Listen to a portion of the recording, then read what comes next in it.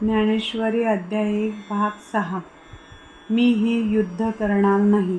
लढाईला सुरुवात करण्यापूर्वी अर्जुनाला असे वाटते की ज्याच्याशी आपल्याला लढायचे आहे त्या सर्वांना एकदा पाहून घ्यावे.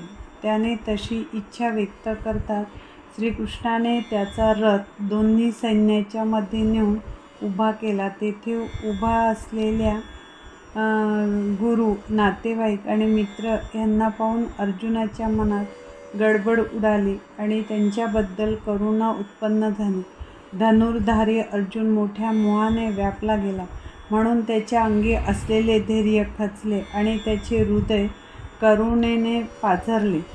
तो खेदयुक्त होऊन कृष्णाला म्हणाला, या नातलगाशी युद्ध करायच्या विचाराने मला कसेसेच होत आहे. माझे मला मुळीच भान राहिले नाही, ते नाहीसे झाले आहे. माझे मन व बुद्धीसुद्धा स्थिर नाही. पहा, माझा देह कापत आहे, तोंडाला कोरड पडली आहे आणि सगळ्या गात्रांना शिथिलता आली आहे. सर्वांगावर काटा उभा राहिला आहे. माझ्या मनात अतिशय यातना होत आहे आणि गांडीव धनुष्य धरायला हात लुळा पडला आहे. ते धरले न जाता निसटते आहे. हातातून केव्हा गळून पडले हे मलाच माहीत नाही. या मोहाने माझे हृदय घेरले गेले आहे.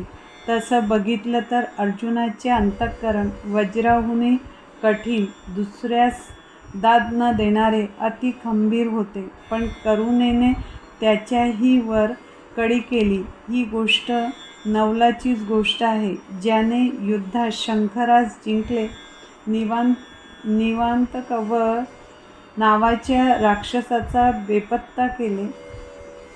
अर्जुनाला एका क्षणात मोहाने घेरले.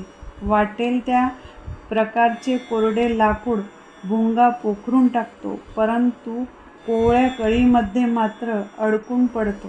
तेथे एक वेळ तो प्राणासही मुकेल, पण त्या कमळाच्या पाकळ्या फाडण्याचा विचार त्याच्या मनातही शिवत नाही. त्याप्रमाणे अर्जुनाच्या मनात उत्पन्न झालेला स्नेह जात्या कोवळा, खरा पण महाकठीण आहे. हा स्नेह म्हणजे परमात्म्याची माया आहे. ही ब्रह्मदेवालाही आकळत नाही, म्हणून त्याने अर्जुनाला भुरळ पाडली. अर्जुन युद्धाला आलेले सर्व आपलेच सगळे सोयरे आहेत असे पाहून लढायचे विसरून गेला. त्याच्या चित्तात सद्हृदयता कोठून उत्पन्न झाली कोण जाणे. मग तो म्हणाला कृष्णाला, ह्या कौरवास मारुनी कायसे आमुचे प्रिय, अत्याचारी जरी झाले ह्यास मारूनही पापची. म्हणून घात बंधूंचा आम्हा योग्य नव्हेची तो, आम्ही स्वजन मारुनी सुखी व्हावे कसे बरे. या सर्वांना मारावयाचे हे मनात येताच माझे मन अतिशय व्याकुळ झाले. आग लागो या युद्धाला, मला हे पसंत नाही. या महापापाची आपणास गरज काय आहे. देवा, अनेक दृष्टींनी विचार केला असता असे वाटते की यावेळी युद्ध केले तर त्याचा परिणाम वाईट होईल, पण ते जर टाळले तर काही कल्याण होईल.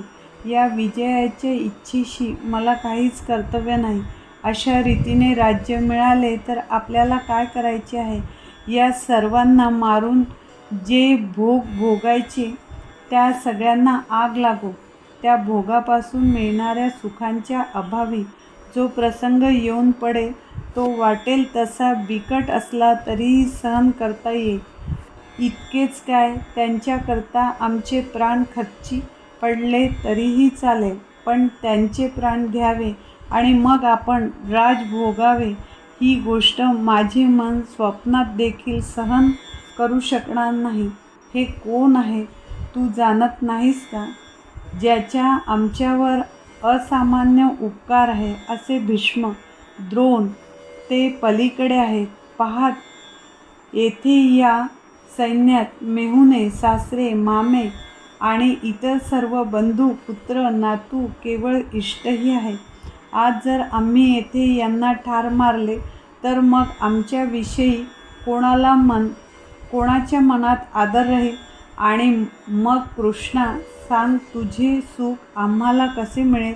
कारण पाप केल्याने तू आम्हाला सोडून जाशील. म्हणून मी युद्ध हे करणार नाही. या लढाईमध्ये हत्यार धरणार नाही. कारण हे युद्ध पुष्कळ प्रकारांनी निंद्य दिसत आहे. कौरव मारले जावेत आणि आम्ही राजभोग भोगावेत हे योग्य वाटत नाही. माझ्याकडून ही गोष्ट घडणे अशक्य आहे.